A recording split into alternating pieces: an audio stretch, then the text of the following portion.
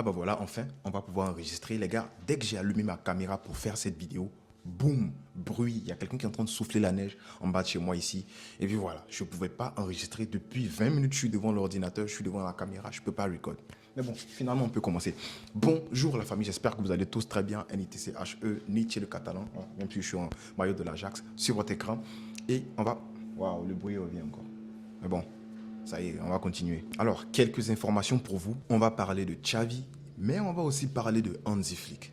Let's go. Avant de commencer, les gars, je tiens à réitérer, j'ai ouvert une nouvelle chaîne YouTube pour parler de tout ce qui est hors Barça, extra Barça, je sais pas comment je vais dire ça, mais débrief d'autres clubs que le Barça, analyse tactique de tous les matchs de Ligue des Champions, non, la plupart des matchs de Ligue des Champions que vous voulez, ça sera sur l'autre chaîne. Du coup, si vous voulez kiffer, allez me rejoindre là-bas, likez, commentez et surtout partagez. Hein.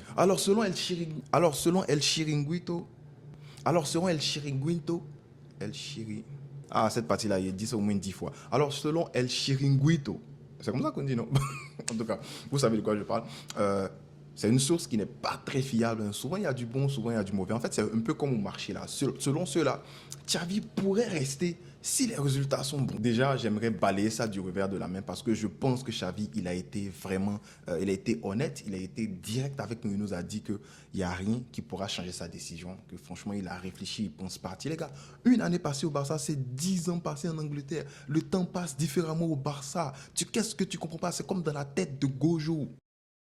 En fait, là où je veux en venir, c'est que les médias au Barça, ils ont fini avec... Ils fatiguent les gens, en fait. Alors, certains disent que c'est parce que depuis que Xavi a annoncé son départ, il y a de bons résultats au Barça. Vous n'avez pas tort, on est invaincu. Mais est-ce que la qualité de jeu, elle a changé?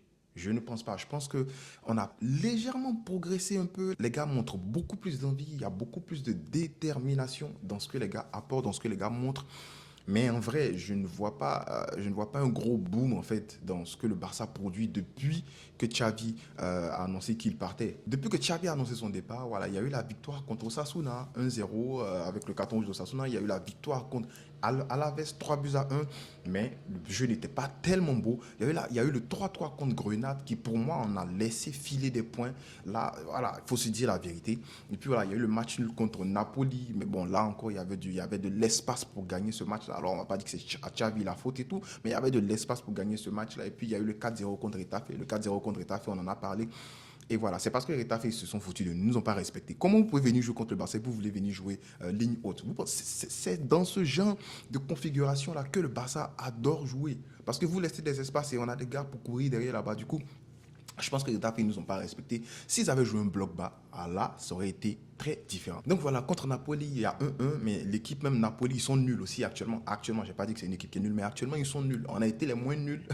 Voilà, on aurait pu gagner, mais encore, on faillit à prendre la victoire à Napoli. On a failli, il y a eu échec en fait, c'est ce que je veux dire.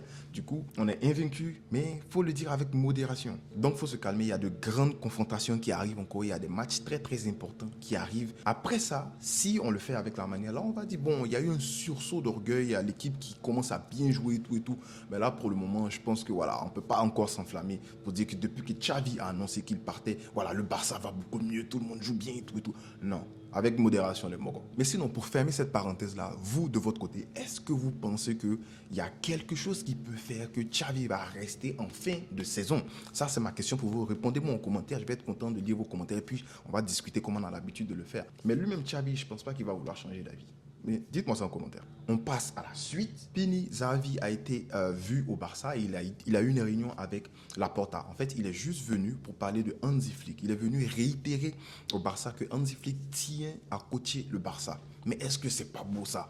Mais on attend quoi? Bon, après, on dit que le Barça est en train de scruter le marché pour voir s'il y a d'autres options. C'est vrai qu'il ne faut pas se précipiter. Je pense que c'est pas faux aussi. Il ne faut pas se précipiter pour faire un choix. Mais là, on est en train de parler de Hansi Flick. Alors, ce n'est pas le meilleur des coachs. Je t'invite à aller voir la vidéo. On a parlé de lui. Je vais peut-être la mettre là. On a parlé de lui. C'est de Hansi Flick versus De Zerbi. Mais il faut le dire. Il faut le dire. Actuellement, sur le marché, c'est le mec qui est libre et c'est le meilleur actuellement sur le marché. Alors, ça parle de Thomas Tuchel, mais vraiment, Thomas Tuchel, c'est un très bon tacticien, on le sait. Mais déjà, un gars qui vient de faire, qui vient d'échouer comme ça lamentablement et qu'on est en train de le pousser à la porte, l'envoyer au Barça comme rebondissement. C'est pas une bonne idée. Dis-moi en commentaire ce que tu penses. Est-ce que toi, tu es un fan de Thomas Tuchel? Tu penses que Thomas Tuchel, ça serait la meilleure option pour le Barça? Dis-moi, je serais content de lire ton commentaire. Mais moi, je pense que Hansi Flick de libre, il faut sauter là-dessus. Et surtout, on l'a déjà dit, Hansi Flick dit que si lui vient au Barça, il doit venir avec son équipe, avec ses médecins, avec ses tacticiens, avec ses... Frérot, moi je pense que c'est de ça dont le Barça a besoin. Un remaniement interne, profond. Pas juste un changement de coach. Non. Et en fait, moi j'avais peur qu'Hansi Flick retourne au Bayern, mais ça a été dit qu'il ne veut pas retourner au Bayern. Il veut plutôt aller à l'extérieur et tester de nouvelles choses. Il veut aller voir de nouvelles choses. Il veut une nouvelle expérience en fait. Et il peut avoir ça au Barça. Mais on le sait, il y a la pression ici de fou. C'est pas pareil à la pression qu'on voit en Allemagne là-bas parce que voilà, les dirigeants allemands, les dirigeants du Bayern, on le sait, hein, tout est politique là-bas, mais c'est encore 10 fois plus au Barça. Alors si tu veux tester quelque chose de nouveau que tu veux au Barça, sache qu'ici là, 1 an au Barça, c'est 10 ans là-bas. Je dis que c'est comme dans la tête de Satoru Gojo.